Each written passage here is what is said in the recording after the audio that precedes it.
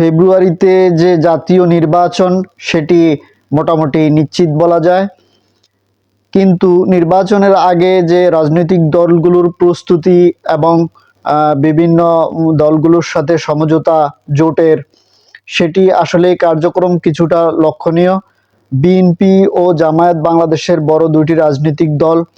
NCP যদিও নতুন একটি দল, তাদের বিএনপি জামায়াতের তুলনায় সেই তুলনায় কিন্তু তাদের জনসমর্থন খুবই সামান্য। সেক্ষেত্রে এনসিপি কিন্তু খুব বিপাকে আছে, বিএনপির সাথে জোটে যাবে নাকি জামায়াতের সাথে যাবে, নাকি তারা ভিন্নভাবে নির্বাচন করবে। প্রিয় দর্শক, বেশ কয়েকদিন ধরে আলোচনা হয়ে আসছিল এনসিপি জামায়াতের সাথে জোটে যাচ্ছে এবং তারা আলাপ আলোচনা করতেছে। এর মধ্যে আবার হঠাৎ করে এনসিপির যে নেতারা তারা আবার আলোচনা করলেন যে এবি পার্টি, গণ অধিকার পরিষদ সহ জুনায়েদ সাকির যে দল সেটি সহ বেশ কয়েকটি মধ্যপন্থার দল নিয়ে তারা ভিন্ন একটি জোট করবে, কিন্তু আসলে সেটিও এখন পর্যন্ত সফল হয়নি। সেক্ষেত্রে এনসিপি খুব একটি বিপাকের মধ্যেই আছে। তারা যদি বিএনপির হয়ে জোটে যায়, বিএনপির দলে, সেখানে হয়তো তাদেরকে 20টি আসন বা তার কম দেওয়া হতে পারে। সেই আসনগুলোই বিএনপির যে প্রার্থী আছে, যদি বিদ্রোহী প্রার্থীরা স্বতন্ত্র থেকে দাঁড়ায়, সেখানে আসলে এনসিপির প্রার্থী জয়ী হয়ে আসাটা খুবই কষ্টসাধ্য বিষয় হয়ে যাবে।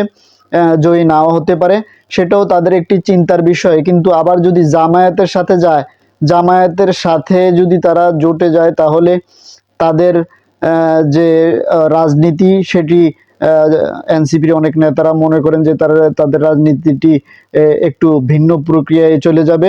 যেহেতু জামায়াত একটি ইসলামিক সংগঠন এবং ইসলামিক রাজনৈতিক দল, সেক্ষেত্রে এনসিপি যদি জামায়াতের সাথে যায়, সেক্ষেত্রে তাদের দীর্ঘস্থায়ী যে রাজনীতি সেটি আসলে বিপাকে পড়তে পারে। কেননা তারা আগে থেকেই বলে আসছে যে তাদের সাথে শিবিরের বা জামায়াতের সংশ্লিষ্টতা রাজনৈতিকভাবে ততটা নেই। তারা এনসিপি করতেছে হচ্ছে মধ্যপন্থার রাজনীতি। কিন্তু সেক্ষেত্রে জামাতের সাথেও তারা জোটবদ্ধ হতে পারছে না। সেটি হয়তো দেশীয় এবং আন্তর্জাতিক পর্যায়ে দীর্ঘস্থায়ী মেয়াদে যে এনসিপির রাজনীতির চিন্তা ভাবনা, সেটি তারা বিপদে পড়বে বলে এনসিপির নেতারা মনে করতেছে, সেজন্য জামায়াতের সাথেও যাচ্ছে না। অন্যদিকে এনসিপির যে অন্যান্য নেতারা আছেন, তারা একটি আলোচনায় মোটামুটি বুঝতে পেরেছেন যে তারাও চাচ্ছেন যে ভিন্নভাবে এবি পার্টি, গণ অধিকার পরিষদ সহ বেশ কয়েকটি দল মিলে একটি জোট করার। সেটি হয়তো হয় কিনা তাও সন্দেহের বিষয়। সুতরাং বলা যায় যে এনসিপি যেই সামনে যে জাতীয় নির্বাচন, সেই নির্বাচন আসার আগেই একটু বিভ্রান্তির মধ্যে আছে। তারা কি আসলে জোটে যাবে নাকি ভিন্নভাবে নির্বাচন করবে। ভিন্নভাবে নির্বাচন করার জন্য তাদের যে কর্মী সমর্থক বা সাংগঠনিক শক্তি প্রয়োজন, সেটি এখনো পুরোপুরি হয়ে ওঠেনি। জাতীয় নাগরিক পার্টি এনসিপি তাদের নির্বাহী কাউন্সিলের সভায় নির্বাচনী ভোট নিয়ে আলোচনা করেছে। সবাই নেতাদের মধ্যে একাংশ জামায়াতের সঙ্গে জোটে যাওয়ার, আবার কেউ কেউ বিএনপির সঙ্গে সমঝোতার পক্ষে মত দিয়েছেন। তবে কাউন্সিলের বেশিরভাগ নেতা মনে করেন বিএনপি ও জামায়াতের বাইরে তৃতীয় কোনো জোট গঠন করাই সবচেয়ে কার্যকর হবে, যাতে এনসিপির মধ্যপন্থী চরিত্র বজায় থাকে।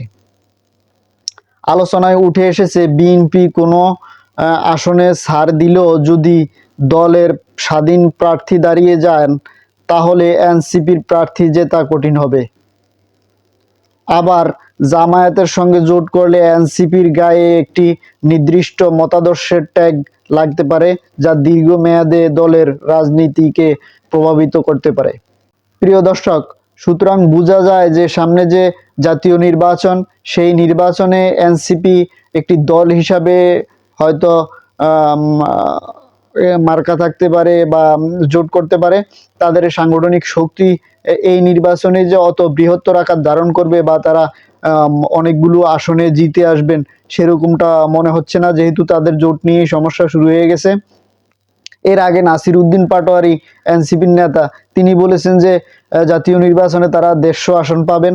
সুতরাং তাদের যদি 150 আসনের পাওয়া যদি এতই সহজ হতো, তাহলে তারা জোটে যাওয়ার কোনো চিন্তাই করতো না। সুতরাং বোঝা যায় যে আসলে যেই তারা কথাবার্তা বলতেছেন সেটি আসলেই যুক্তিযুক্ত কতটুকু সেটি প্রশ্নবিদ্ধ। প্রিয় দর্শক, এতক্ষণ সাথে থাকার জন্য ধন্যবাদ। সামনে আরো গুরুত্বপূর্ণ সংবাদ ও সংবাদ বিশ্লেষণ আসবে, সেজন্য চ্যানেলটি সাবস্ক্রাইব করে রাখুন ও কমেন্টে আপনাদের মতামত জানান, লাইক দিয়ে দিন। ধন্যবাদ। আল্লাহ হাফেজ।